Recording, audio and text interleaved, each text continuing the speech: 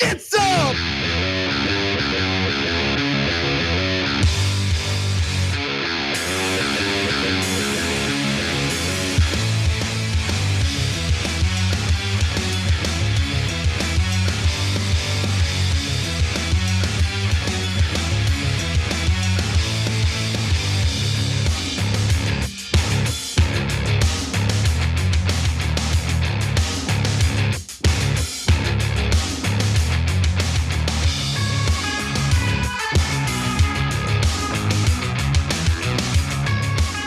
Welcome to TYT. I'm your host, Anna Kasparian. It's good to be back. I'm back, of course, from my week-long vacation in Hawaii. I've been back, but it's my first solo hour since I've been back, and I'm really looking forward to it. The first hour, there's a lot of variety, okay? We're gonna do some international news. We are going to also share some details about yet another example of police brutality and excessive force, this time in Huntington Park, California. In the second hour, though, we will share a story involving a former Republican lawmaker who believes that TYT is very, very naughty. Very, very naughty. He said so in an email that he meant to send to someone else, but he accidentally sent it to us. So we'll give you the details. That's in the second hour. Of course, John Iadarola will be joining me for the second hour of the show and the bonus episode where we will be talking about the latest HBO hit, The Last of Us. We'll be reviewing it, talking about it. I'm looking forward to it. I will say though, John is better at reviewing things than I am. I'm not good with names, I'm not good with reviews, but I'm good at sharing what I like and dislike about the show. So we'll be talking about that and more in the bonus episode for our members, tyt.com/join to become a member. And unfortunately, we're gonna start with a pretty terrible story that involves awful video, but with that warning, let's do it, let's talk about it. Police in Huntington Park, California Police in Huntington Park, California shot and killed a 36-year-old man by the name of Anthony Lowe Jr., who happened to be a double amputee as he was trying to run away from them. So the act of running away from cops is an indicator that you should maybe find ways to de-escalate the situation and avoid escalating the situation by chasing after him with your guns, but that is not what happened, unfortunately. So I will give you more detail after we watch the video so you can understand how absurd it was for cops to open fire on a double amputee as he was attempting to get away from them. It is a disturbing video to say the least, but with that said, here it is. So police claim that they were responding to a 911 call regarding a victim who was allegedly stabbed by a man in a wheelchair. So when they arrived to the scene, since Anthony Lowe Jr. was in possession of a butcher knife, he was the suspect that they were pursuing. And as you can see in the video, he's very clearly trying to get away. And the cops decide he's waving a butcher knife, and we're afraid. We have guns and we have all sorts of weapons and everything, and this is a double amputee. But we're afraid because the double amputee who's trying to get away from us has a butcher knife in his hands. So we're just going to open fire after they allegedly tried to tase him. And I say allegedly because right now the story is still developing. I feel like most of the reports have the perspective and the narrative put out by the cops themselves. Based on the videos that I viewed, which were not body camera videos, they do not wear body cam videos in Huntington Park, at the Huntington Park Police Department. But based on what I've seen so far from bystander videos, I haven't seen the tasing component to it. I mean, it might be true, but I wanna see that with my own eyes. So as I said earlier, the police claimed that they were responding to a 911 call from a victim of a stabbing. The individual, whose identity has not been released, claimed that the person who stabbed this individual was in a wheelchair. Huntington Park Police Department officers responded to a report of a stabbing, the department said in a statement. Responding officers found a victim suffering from a life-threatening stab wound resulting in a collapsed lung and internal bleeding, the statement said. So I wanna pause right there because it is totally justified to pursue Anthony Lowe as a suspect, especially if you see him in a wheelchair, you see him holding a knife, You get a 911 call about a stabbing victim. It's totally fine to pursue him as a suspect. But again, I ask this over and over again. Do we want to live in a country where we just give cops the ability to execute anyone, even if the individual they killed didn't really pose an imminent threat to their lives? And to be clear, in California, in order for a cop to justifiably shoot and kill someone, the person that they shot and killed had to have posed an imminent threat to the cops. And again, yes, he's holding a butcher knife, but he's a double amputee who's trying to run away from them.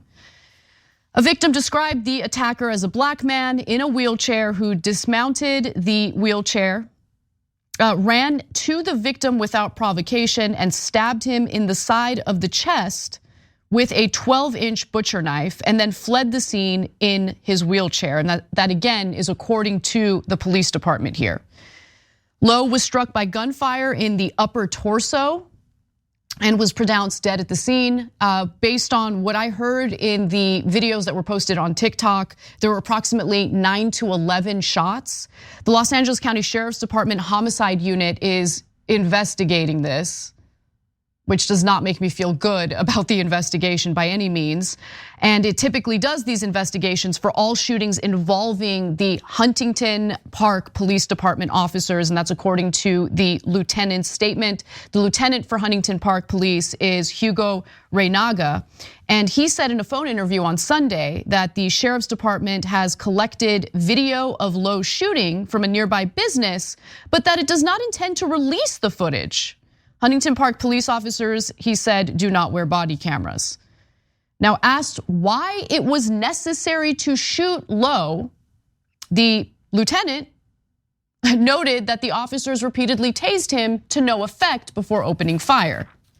The Los Angeles Sheriff's Department's initial statement about the shooting investigation released Friday said Lowe twice tried to throw his knife at officers.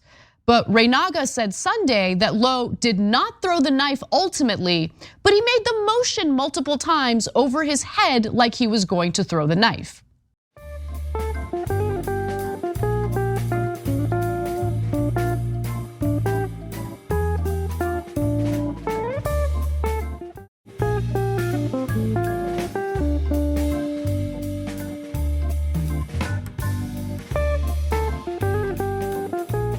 So for anyone who thinks, oh, well, this guy was suspected of stabbing someone, that's fair. That's fair. Yeah, he should be pursued by the authorities. He should be taken into custody and he should stand trial, because we're supposed to have a justice system where everyone who is accused of a crime gets to make their case in court, defend themselves in court. You can't just allow police to execute people based on whether or not they believe the individual committed the crime, based on whether or not they're offended by the individual running away from them. So again, to be clear, I'm not saying, oh, I mean, cops should have completely left him alone. He should be able to do whatever he wants. No, I'm arguing that it is not up to the cops to carry out extrajudicial killings. It is up to the cops to apprehend the suspect, and prosecutors are supposed to investigate and potentially charge that individual with a crime if they suspect that individual, and if they have the evidence indicating that individual committed the crime. That is how our justice system is supposed to work. But a lot of people don't get to see their first day in court. They're executed by the cops prior to that. And that is what happened here, again, with a double amputee. So the involved officers were, of course, placed on paid administrative leave pending ongoing investigations from the police department, the sheriff's department's homicide bureau, and the Los Angeles County District Attorney's Office. The child of one of Lowe's children, he has 2 children. Her name is Ebonique Simon. She came out and spoke to the press about this and said, he was experiencing severe depression following both of his legs getting amputated from the knee down. That happened about a year ago. And although we don't have any details about this yet, apparently that happened after an altercation he had with cops in Texas. No details have been released about that yet. I'm sure we'll learn more soon. But clearly he was experiencing depression. there are people, I mean, there's countless people in California alone right now who are living on the streets experiencing severe mental health issues. And we don't do anything about getting them the help and the treatment they need. And so when they end up having some sort of episode and the authorities are called, their lives are in danger. Okay, so there are all sorts of problems with our criminal justice system, with our healthcare system, that end up creating this incredibly dangerous, violent cocktail where people get killed. And if you're wondering, look, I mean, what were the cops supposed to do? The guy was waving his butcher knife around. I mean, he was a double amputee and everything, but he had the butcher knife. What were the cops supposed to do? There are ways to de-escalate the situation. In fact, there are examples of police de-escalating similar situations. So I'm gonna give you one example from Baltimore in 2017, okay? This was an instance where authorities were called because there was a man with a knife. He was being threatening with the knife. And when Baltimore police showed up, here's what happened. Mr. Let me just talk to you real quick, man. Mr. Just talk to you real quick, please. Stop. Let's not get this further than what we need to, all right? Just drop it down. Please. Just drop it, bro. Just drop it. Huh? Why don't y'all want to shoot me? Because we don't want to. I don't want to live there. Can you just talk to me right now? Everybody, just go across the street. Stand across the street. Just stand right here, man. Just drop it right here. Just drop it right here, man. I can talk to you. Look, I'm 38 years old. I can relate to you, bro. There's not a thing in this world that I have not dealt with that you probably have dealt with. Okay? At the end of the day, I got kids to go home to. Drop it. Just appreciate it, man. I appreciate it. Calm down. Just relax. Just relax. Just relax. Relax. I don't know if you guys could hear it in the video, but at one point, the man holding the knife asked the cop, "Why don't you just shoot me?" And the cop's like, "I don't want to shoot you." And notice how he de-escalated that situation that could have easily escalated the way that we've seen with other police stories that we've covered on this show, including the one we're covering right now involving Anthony Lowe. This cop with the Baltimore Police Department did a great job in de-escalating the situation and getting the individual to hand over his knife. There are ways to do this. There are other videos that have been shared on Twitter today that show other examples of cops finding ways to de-escalate situations where an individual is actually a lot more aggressive than what we just saw. They de-escalate it, they manage to get the weapon away from the person, and then they're able to take the person into custody without murdering them, without carrying out an extrajudicial killing.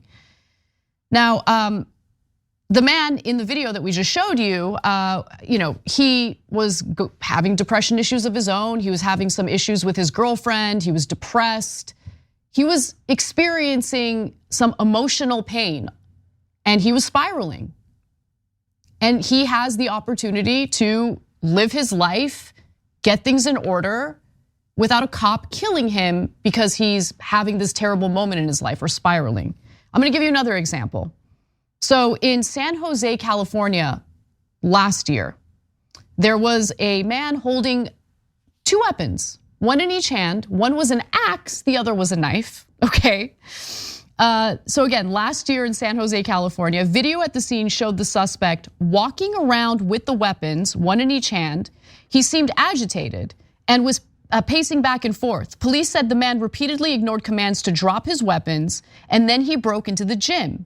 He was seen throwing objects at police officers before barricading himself inside for nearly 2 hours. And guess what they did? There was a standoff. It lasted 2 hours. They finally got him to turn himself in, hand over the weapons, and he was taken into custody without incident. Here's what the San Jose Police Department put out following his arrest. A swift response by our units contained the suspect, and officers began negotiating by using crisis intervention and de-escalation techniques. Oh wow, looks like those techniques actually exist, and oftentimes if they're utilized, they can be successful. The rest of the tweet says the suspect surrendered after discarding his weapons and was taken into custody. He was taken into custody to face charges, to be investigated, to be prosecuted. So it's not an argument to allow people to get away with murder or to get away with whatever they're accused of. This is an argument to allow Americans to see their day in court rather than allow for state-sanctioned violence and murder. It's not that hard to understand that. And it's okay to be a decent human being and you don't have to immediately, if you're on the right, for instance, you don't have to immediately have this knee-jerk reaction of providing cover for the cops. And if you're on the left, in some cases, you don't have to whitewash what the suspect is accused of. The suspect should have the ability to defend themselves in court. We have a justice system that allows for that if the cops, avoid shooting and killing the suspect. Another man in California shot and killed by cops. And in this case, it's just so unbelievably absurd that we're talking about a double amputee. All right, we gotta take a break because the next story is probably gonna take a little more time to talk about. I'm gonna talk about the situation between Armenians and Azeris. It has unfortunately spilled over to our local situation. There have been some pretty hateful anti-Armenian flyers. I'm gonna talk about that and give you some context behind the ongoing conflict when we return.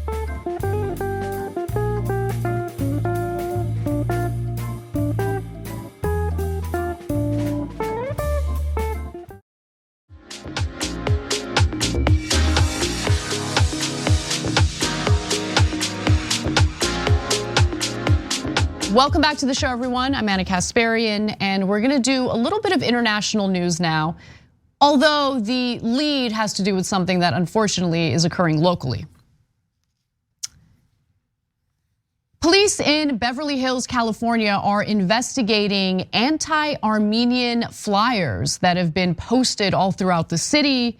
The flyers make reference to, the Armenian genocide in some of the worst ways you can imagine. So Beverly Hills Police Department announced that it was investigating the placement of anti-Armenian flyers around the city ahead of a scheduled demonstration organized by the Armenian Youth Federation to protest Azerbaijan's ongoing blockade of Artsakh. Now, Artsakh is what Armenians call it. It is internationally known as the Nagorno-Karabakh region.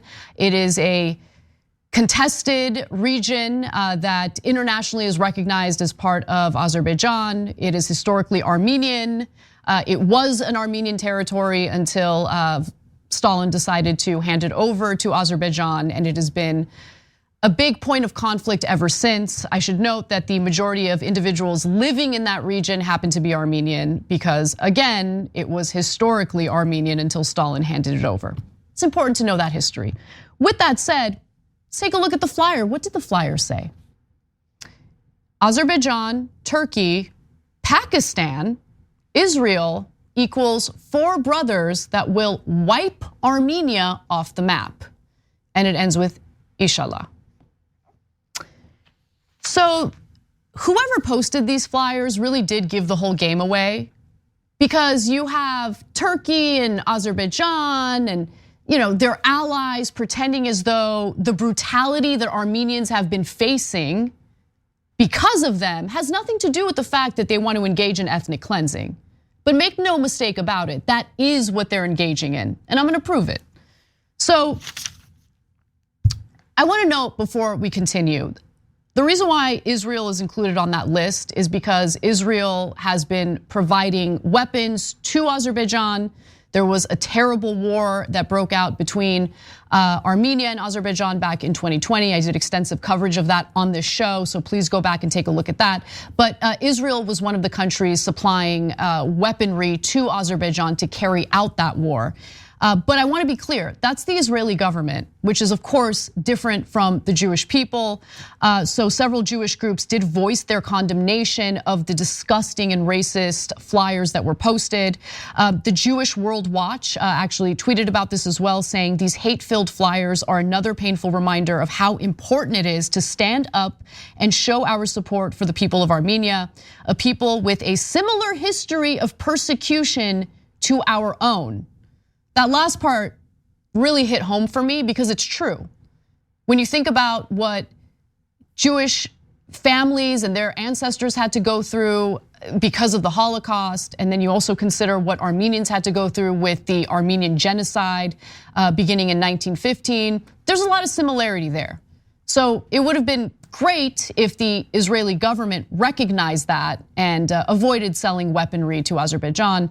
It also doesn't feel so great knowing that, my hard-earned money in the form of taxpayer dollars go toward funding the military for Israel, and then they turn around and supply weapons to Azerbaijan so they can brutalize my people. It's great.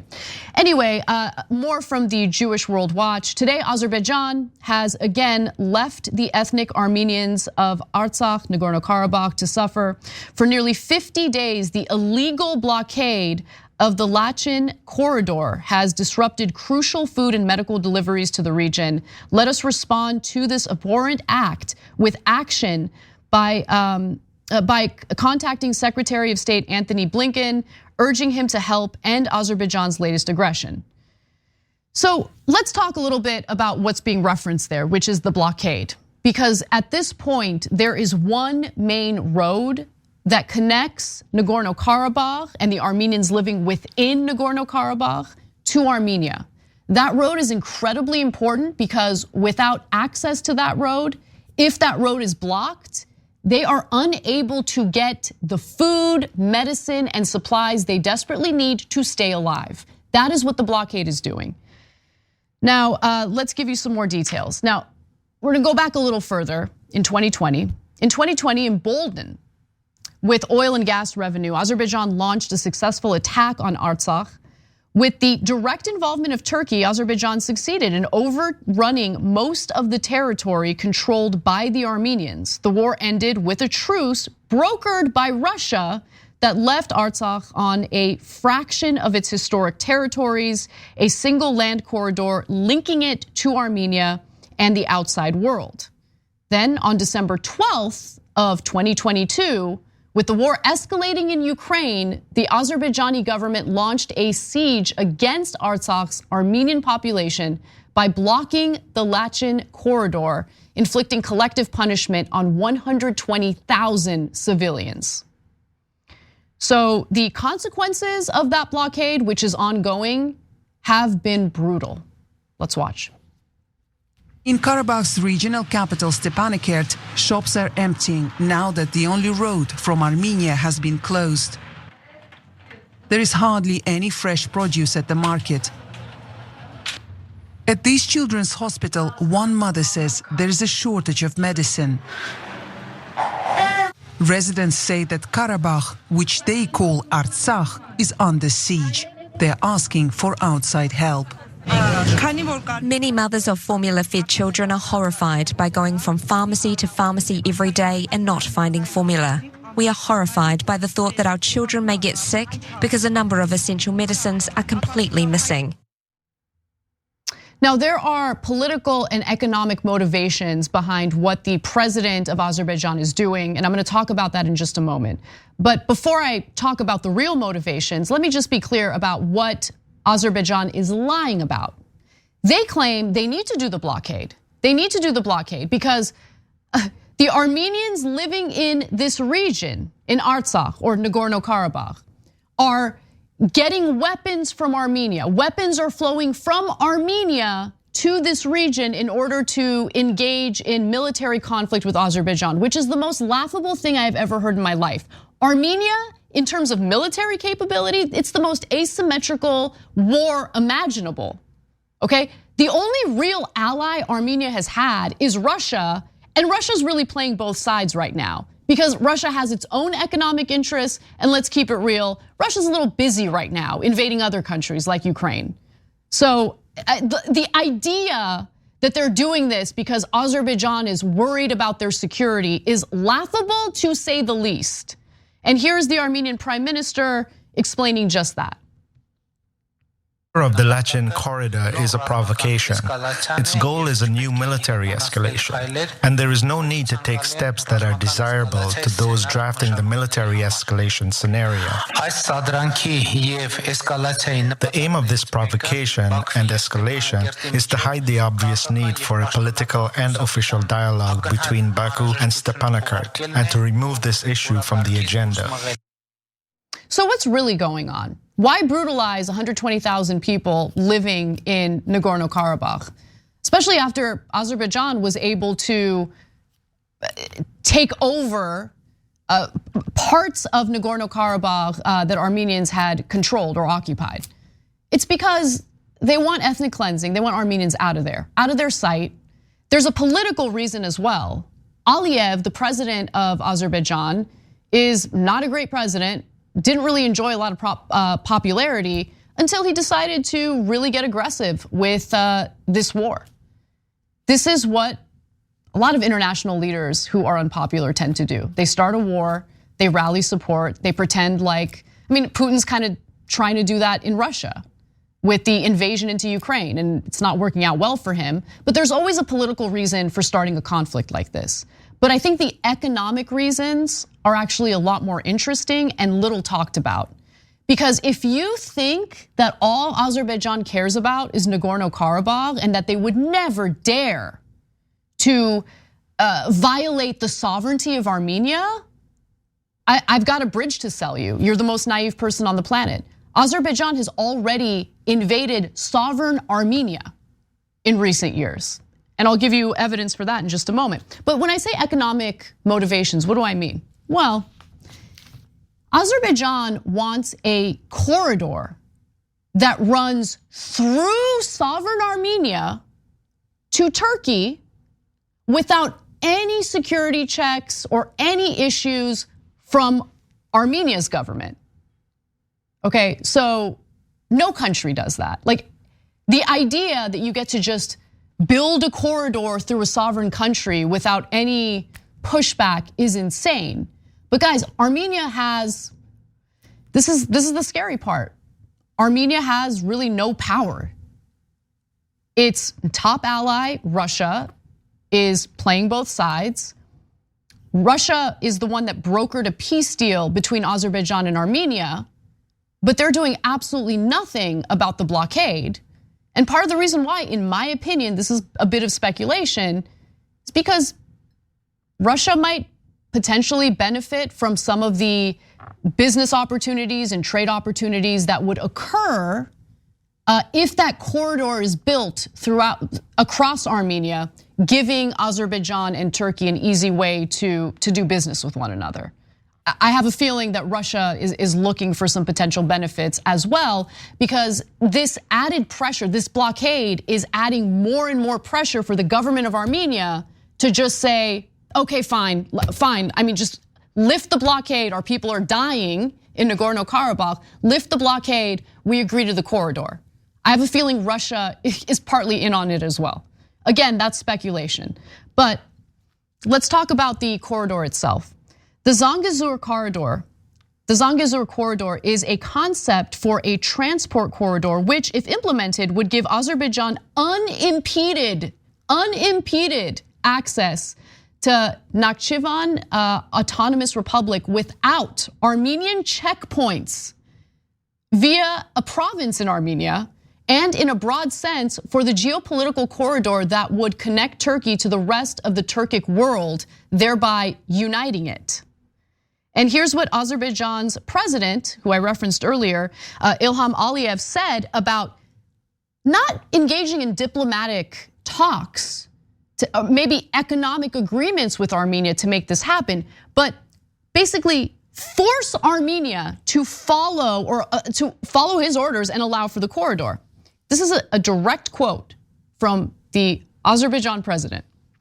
The creation of the Zangezur corridor fully meets our national, historical, and future interests. We are implementing the Zangezur corridor whether Armenia wants it or not.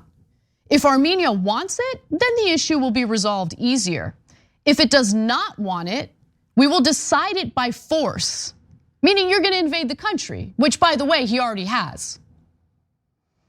Let me continue with that graphic where he says, just as before and during the war, I said that they must leave our lands or we will expel them by force. And so it happened. The same will be the fate of the Zangezur corridor. And guess what? They've invaded sovereign Armenia. One example is May 12th of 2021.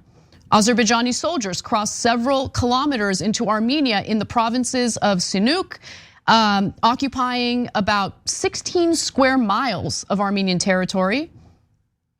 At a military parade in Baku, by the way, dedicated to the victory of the Karabakh president Aliyev called the capital of Armenia, as well as Zangezur, that is part of Armenia, by the way, and Sevan, which is another part of Armenia, the historical lands of Azerbaijan, which is complete BS.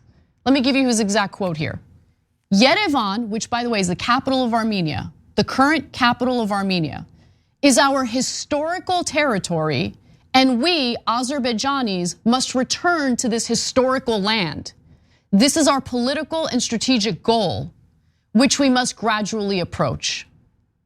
They want to wipe Armenians off the face of the earth.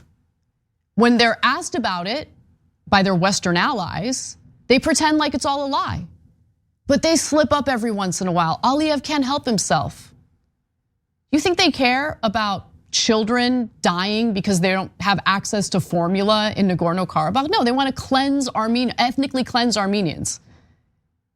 You know, sometimes they're super transparent about it, as Aliyev was in that quote. So again, for anyone who is naive enough to think that the whole conflict just centered on Nagorno-Karabakh, you are one of the most naive people on the planet, especially given the history of Armenia, the Armenian genocide, and the violence and brutality that led to the death of 1.5 million Armenians starting in 1915 by the Turkish government, which still refuses to even acknowledge their part in the Armenian genocide. That's what's really happening. So looking forward to the Beverly Hills police investigating those flyers. I'm sure nothing will happen. And it's insane that you have the United States pretending to be so concerned about the invasion of sovereign countries like Ukraine, when Armenia, a sovereign country, has already been invaded multiple times by Azerbaijan. But you know, Turkey's a NATO ally. That's why the United States government still refuses to acknowledge the Armenian genocide. And this is how the game is played. What can you give me? How can I use your country for my own benefits? And if you're not much use to us, we don't really care if you get invaded. That's the message that we hear from the United States government and the State Department. To be fair, Anthony Blinken says that he's very concerned about the blockade. I'm sure you are.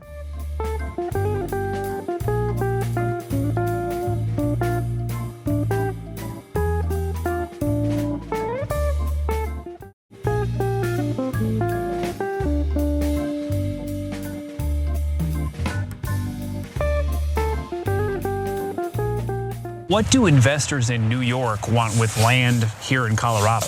I don't think they want much with the land. It's the water. Mueller says Water Asset Management has acquired at least 2,500 acres of land for the water rights that come with it. He calls them speculators, betting that as the West gets drier, those with water rights will get richer. These are folks that have identified the drought as an opportunity to make money.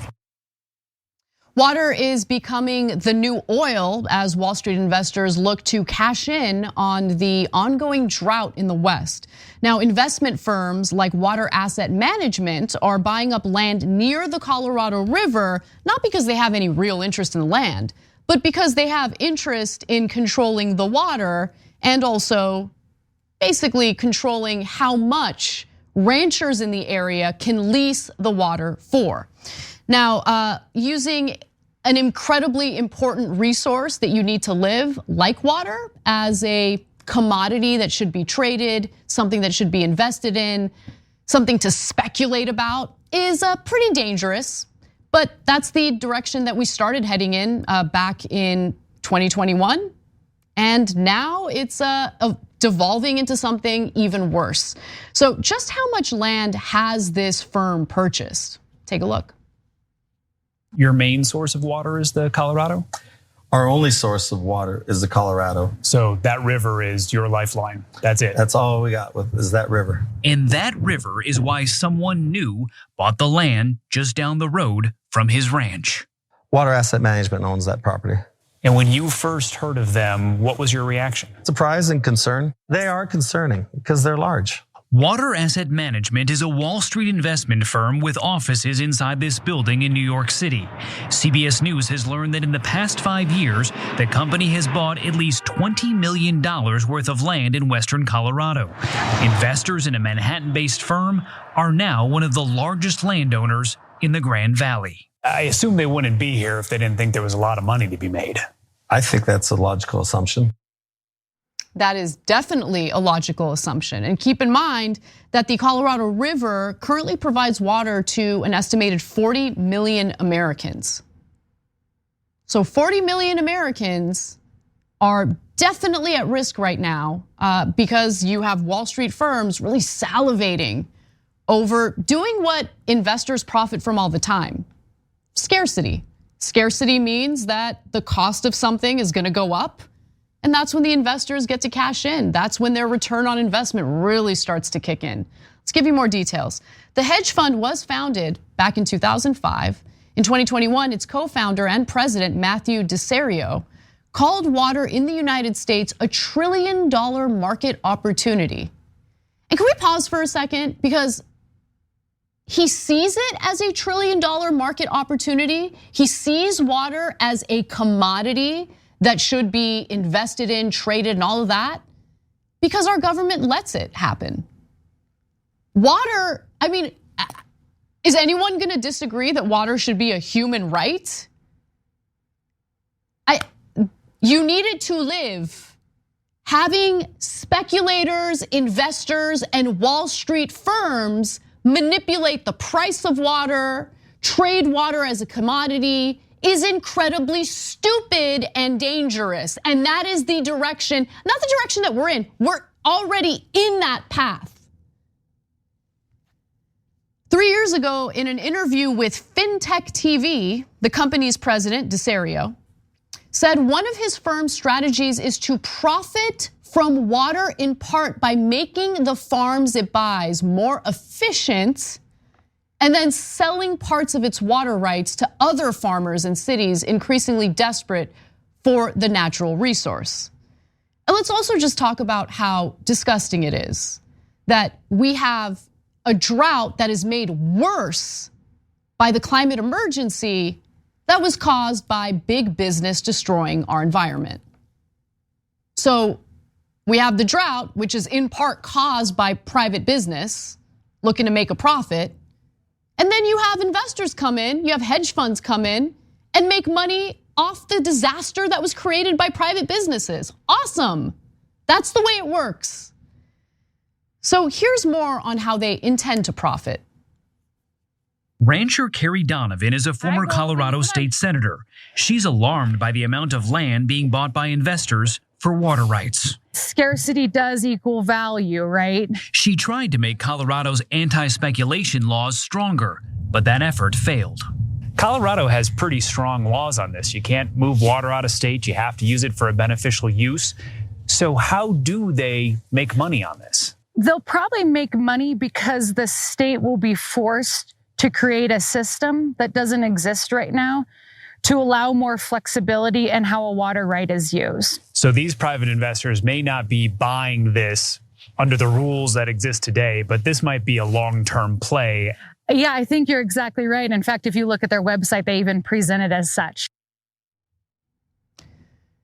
I had a problem with one statement that she made in that video, where she says that the state lawmakers will be forced to create a system that deregulates speculation about water. They're not gonna be forced to. They might be bribed to. legally, of course, because of how our disgusting system of government works, how we've legalized corruption and bribery through the euphemism of campaign donations. It's not force. It's a choice that state lawmakers are likely to make because money talks and they will sell out their own constituents, their own ranchers in Colorado, because at the end of the day, all that really matters to them is what's in their campaign coffers and whether or not their political careers can continue. It's not by force. So it's important to know that. Keep in mind again that this is partly a climate-fueled drought in the West, which has depleted water resources like Lake Mead in Nevada, and yes, the Colorado River. So again, private businesses, private entities fuel a crisis, causes a drought. We get to suffer by that climate emergency on its own. And then to add insult to injury, they get to profit off the climate emergency on top of all the pain and suffering they've created. It's amazing. Climate change is making the West hotter and drier. For every degree the temperature has gone up, the flow of the river has dropped by about 5%, a nearly 20% reduction over the past century. Lake Powell in Arizona and Lake Mead in Nevada, they are at historic lows. They're at just 25% of their full combined capacity. There are real fears that this crucial water supply for the West is on the brink of disaster. So that's from Greg Postel from the Weather Channel. And we might be on the brink of disaster here in the West. But over in New York, over there at Wall Street, those investors like, we love scarcity, we love it. Usually we engage in artificial scarcity. We manufacture scarcity to, raise prices for what people need so our investors can get a good return on their investment. But in this case, climate emergency doing a lot of work for them.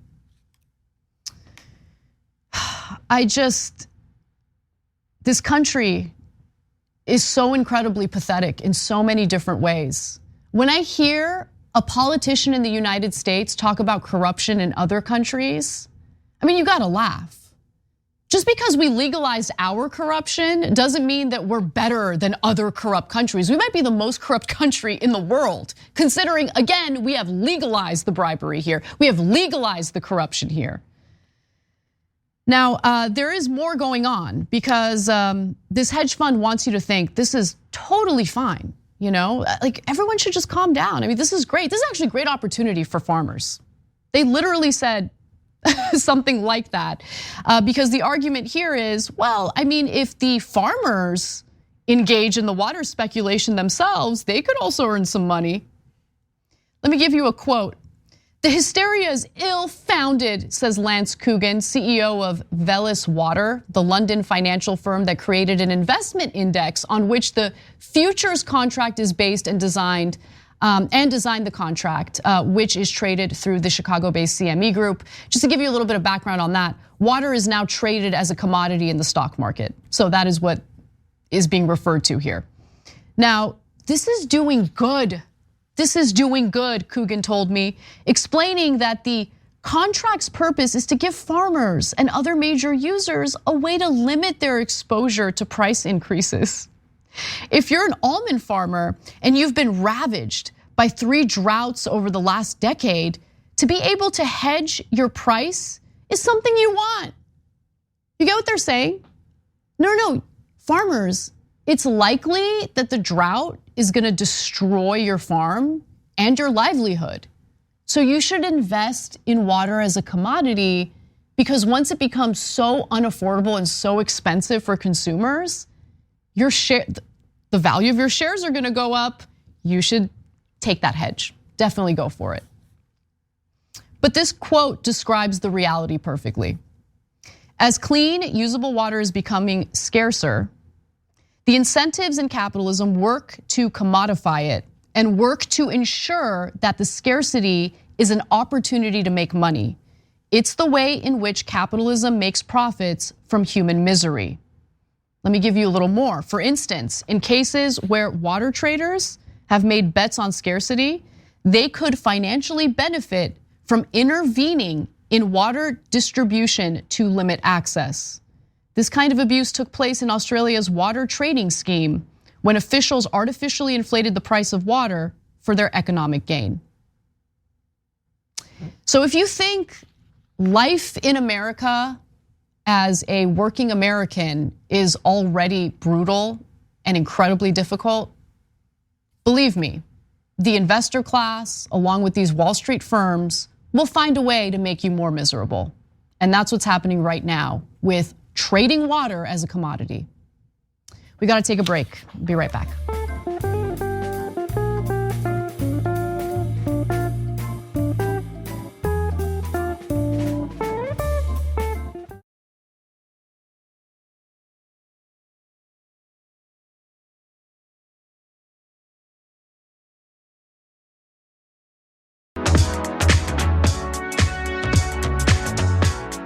Welcome back to the show, everyone. We're gonna continue with this theme of international news. This time it has to do with some labor power in action in the UK, so let's do it.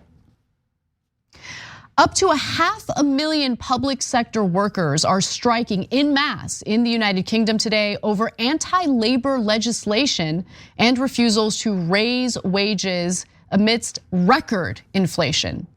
Now, it's the largest strike the United Kingdom has seen in over a decade. And among those striking are, the numbers will blow your mind, especially if you live in the United States, you don't really see action like this.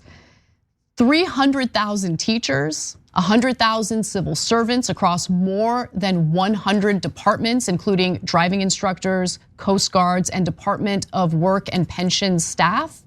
100,000 train and bus drivers, 70,000 university workers, including lecturers and security staff.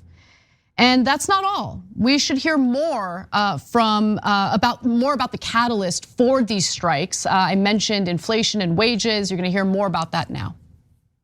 What we're hearing from the multiple unions which have called for these strikes to take place, not just today, but over the next month, is that they are still demanding that increase to those pay rises in line with inflation that we're seeing in the UK at an eye-watering rate, but also, of course, to combat the cost of living crisis, which is only deepening. Now, today, of course, we are seeing teachers going on strike, transport workers and civil servants, and this is set to cause widespread disruption across the country, but this is all part of a long-running standoff between the trade unions and the government. They say over the last few weeks, negotiations have stalled and the government isn't budging on calls for that pay rise. Well, unfortunately, the government is led by conservatives, the Tory party, and there seems to be absolutely no empathy whatsoever for these workers whose wages not only have failed to keep up with inflation, but things got much worse once inflation took off. And of course, as always, anytime there's inflation, the immediate assumption is it has everything to do with workers making too much money, even though wages were not keeping up with inflation prior to inflation really blowing up.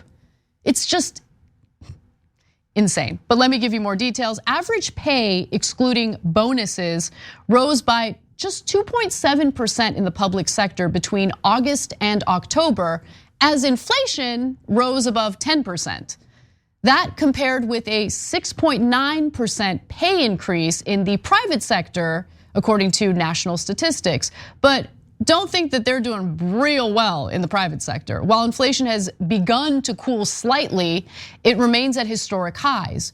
Grocery price inflation hit a record 16.7% in the 4 weeks to January 22nd.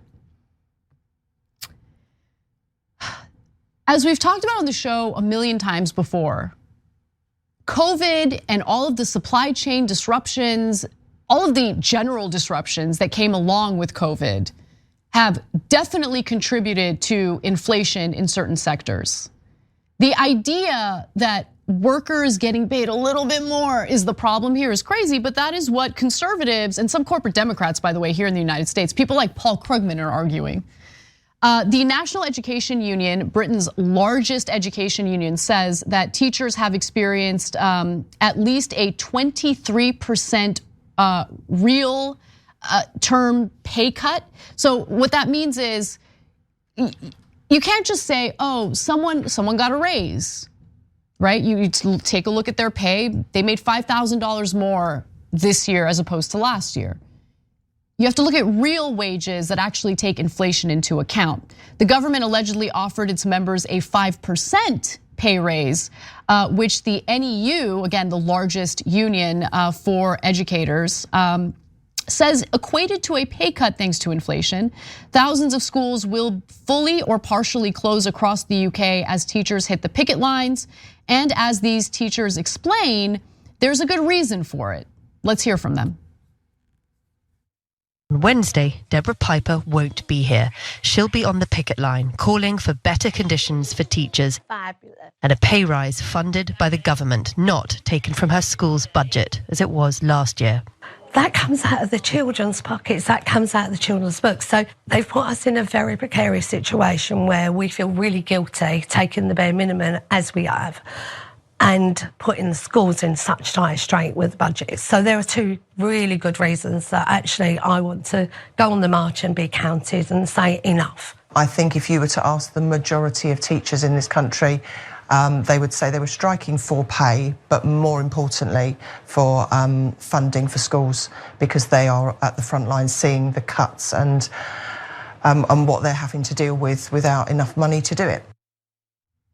So many parallels to what we're experiencing here in the United States, but what makes us different is our lack of labor power, the dwindling of unionized work in this country, really beginning in the 1970s, and now a small percentage of jobs in this country are unionized. So when workers want to strike, when workers want to speak out and demand better working conditions or better pay, it's a lot more difficult to do it without the protection of a union or without a union negotiating your wages on your behalf, which is what you see in Scandinavian countries, what you see with some sectors of the UK's economy. Now, as for university workers, their union joined the strike after a dispute over pay. They say that they had a pay raise of about 3% this year following over a decade of below inflation pay awards. Now, rail workers are also striking following a long-running dispute over pay, job security, and also working conditions. As you guys all know, our rail workers are also unhappy because they're penalized if they need to take time off due to some sort of emergency, medical emergency, family emergency. But Congress and the White House did step in on behalf of the rail workers, not on behalf of the rail workers, on behalf of their employers, when our government could have stepped in and just demanded that the rail employers provide some time off for the workers, but of course they didn't do that. Now, there are some more strikes planned throughout February and also into March. This next video has some more information on that. The nurses are going on strike again. That's very rare. Even rarer, on February 6th, nurses and ambulance workers will strike on the same day. That is the first time that has ever happened in this country, and it may be the biggest ever industrial action to hit the healthcare system in the United Kingdom. We're also expecting more strikes from teachers, rail workers, and others, including physiotherapists and bus drivers. Good. They have something that we don't have here in the United States. I'm envious of that. This is how you flex your power as a worker. You make your absence felt within the economy. Because I think people forget how important these jobs are, how important these workers are, and how they deserve to be fairly compensated for the work they do. There's more. I want to talk about public opinion in regard to these strikes because the results of these polls have been mixed. If you look at Ipsos, they found that a slight majority do support the strategy of multiple unions striking on the same day. So if you take a look at this, you'll see that about 40% strongly agree with the strikes. They support the strikes. 18% are kind of neutral, neither support nor oppose. And 38% strongly oppose the strikes, which is pretty depressing. Among 2019 conservative voters, this is not surprising, 21% support the strike, 59% are against it. Among labor voters though, 65% support the strikers and only 20% are against them. And so that public support is incredibly important. But again, when these strikes happen, the absence of these workers within the economy is felt. And those who tend to get reminded of the importance of labor are the employers. This is the only real power workers have, getting organized and threatening to strike if they don't have better working conditions in some cases, but in this case, we're talking about wages. Now, fewer than 1 in 5, 17%, think that the UK government, led by Rishi Sunak of the Tory party, of course, is doing a good job negotiating with trade unions to prevent strikes, with 31% of Britons expecting a Labour government led by Keir Starmer would do a better job. Nonetheless, the government seems to be holding firm so far. Sunak is not interested in conceding at all to the workers here. Despite ongoing pressure from workers over pay, Prime Minister Rishi Sunak has said his government will not consider increasing wages. He warned of what he called a wage price spiral, where consumer prices rise in response to higher wages, creating further inflation. So just think about how screwed up the system is, where for decades, workers still were not getting paid enough to keep up with inflation, okay? Now inflation has really taken off, and the workers are like, yo, this is untenable. We need to get paid a little more to be able to handle the high costs of things that we need, like groceries, for instance. But the argument here, based on what Sunak says, is, yeah, but the thing is, in order for some people living in the UK to be able to afford their groceries, we gotta make sure that another portion of the UK is really struggling and destitute. That's how the system works. It's the best system in the world, ain't it? It's just pathetic. Absolutely pathetic.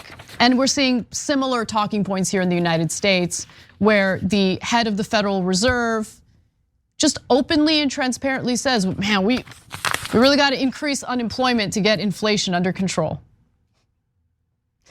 All right, we got to take a break. When we come back, we've got more news for you, including the New York Times laundering Ron DeSantis's reputation and image. That's a fun story, isn't it? And I promise we'll lighten things up a little bit with a pretty hilarious interview featuring George Santos on OAN. Don't miss it, we'll be right back. Can't let that happen.